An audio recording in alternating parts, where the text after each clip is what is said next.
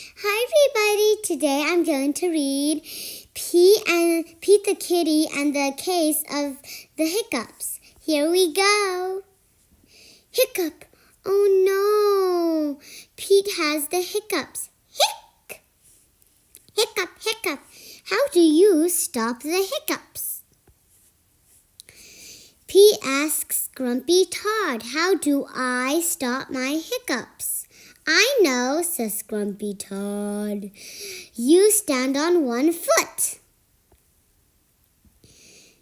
Pete stands on one foot. Hiccup. Pete still has the hiccups. Pete asks Callie, how do I stop my hiccups? I know, says Callie. You stand on one foot and hop up and down. Pete stands on one foot and he hops up and down. Hiccup, hiccup. Pete still has the hiccups.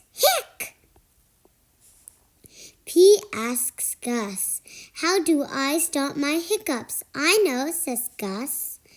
You stand on one foot and hop up and down and sing a song.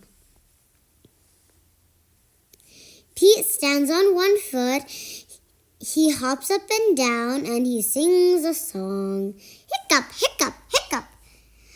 Pete still has the hiccups. Hic.